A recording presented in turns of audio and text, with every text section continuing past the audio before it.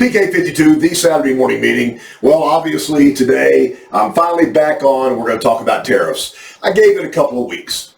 A lot of stuff going on, a lot of telephone calls, a lot of people saying, Casey, the world is ending, the sky is falling. And, I know some of you know that I've been through this before. So in the early 90s, we had the Previa minivan. Let me tell you something. There was a Ford minivan out, and a little town and country from Dodge was out there, and Chrysler, and they were horrible pieces of machinery.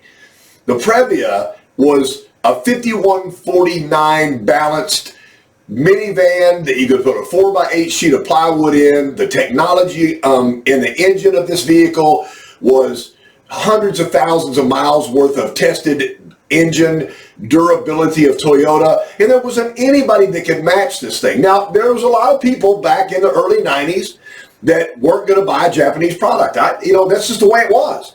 But when they compared the quality of the two and the price point, the Toyota was the proper choice. And you probably don't know this, but the domestic manufacturers lobbied the U.S. government, and they put a 25% tariff on our Previa minivan. So now we have an early 90s model minivan with a 4-cylinder engine that was $30,000. Did it slow sales down? Absolutely, it slowed sales down. But eventually people started saying, you know what, if I want the quality of a vehicle, I'm going to pay up. And we didn't have any in stock. We would sell every one we had. There's a lot of hand-wringing going on and a lot of gnashing of teeth going on. And I'm not giving you an opinion today. I'm just telling you what I've heard. People are sitting there going like, if they raise the price of cars, car sales will go down. Well, during COVID, multiple dealers across this nation were selling cars at $10,000 over MSRP, and the buyers were out there going like, well, what's going to happen? Are they going to quit making cars? And there was a panic buy mode. There's no way that any tariff is going to raise the price of a Corolla $10,000. There's no way. There's no way.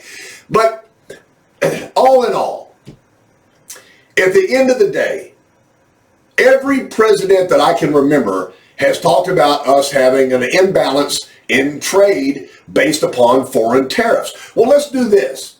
So in 2012, Toyota sold 10 million vehicles. 10 million vehicles in 2012. First manufacturer to go over 10 million vehicles sold in a year. So we've maintained that number for a decade, and now we're at 200 million Toyotas sold. It went from, being a very small manufacturer until people finally got the realization that the quality and the durability and the dependability of a vehicle really gave you all kinds of benefits. First of all, it costs you less to drive the vehicle. Number one, I buy the vehicle, it costs me less to drive it. Number two, superior quality maintained longevity, which increased resale value.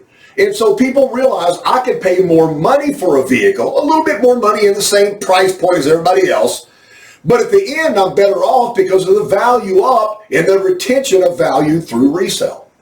So we're still in the same boat. So let me give you a positive on tariff.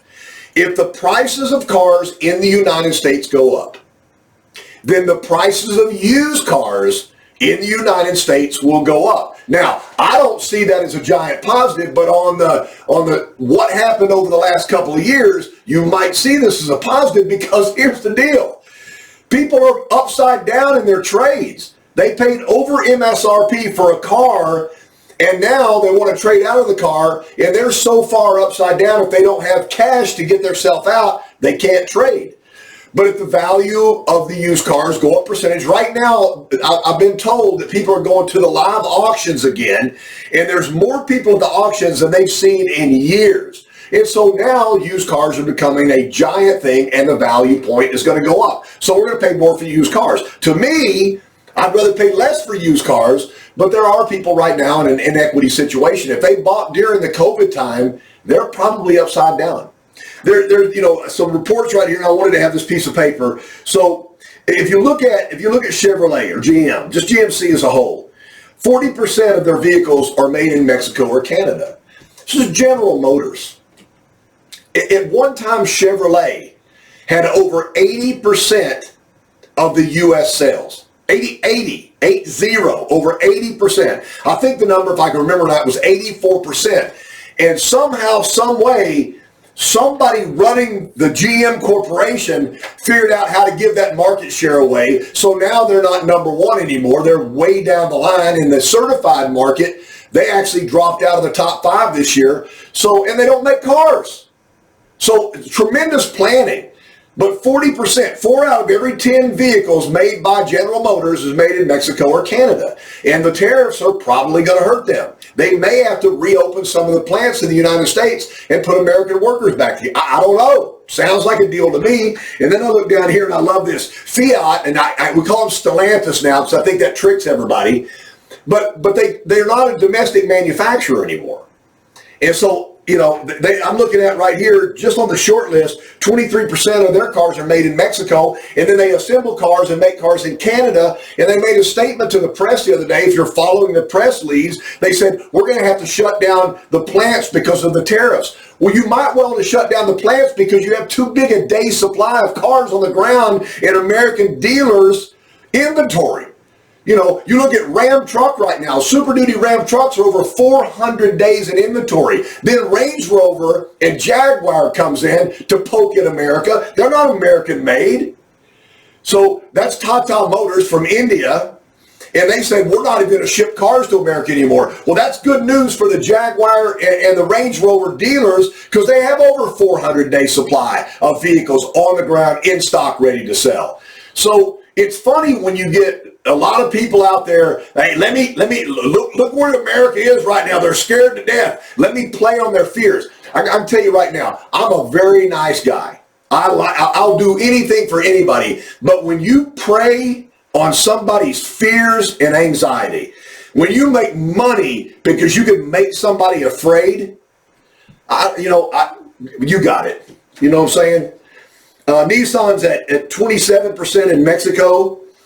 And, you know, the big deal is Toyota, as the #1 manufacturer in the world, deals with international tariffs everywhere. There is probably not another automotive company in the history of automotive sales that's ever dealt with different tariffs, different trade embargoes, a different quality of percentage of trade between countries than Toyota. So I'm not worried. It's going to work out. You know, it's going to work out. We've gone through unintended acceleration, which was a hoax. We've gone through cash for clunkers, which was really interesting, supposed to help the domestics. It really helped the imports. We've gone through all of these things that the government, it doesn't matter who's running the government, but the government has tried to fix all of these things, and it eventually all worked out. There's pain, and people prey on people that are in pain. That's a shame. So here we go, and we're moving forward into 2025. We've got the best product on the ground. I've had complaints from dealers from coast to coast saying, Casey, we don't have any cars. Yes, you do.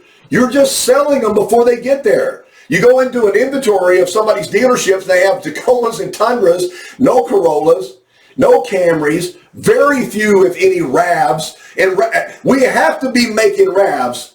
Gang, I'm not trying to make this up. We have to be manufacturing RAV4s because it's the #1 selling vehicle in America. Because no dealership in your market has any on the ground, doesn't say anything about the manufacturing ability of Toyota. It says that the salespeople and the dealership body for Toyota is better than it's ever been before, and we're selling the cars before they're made.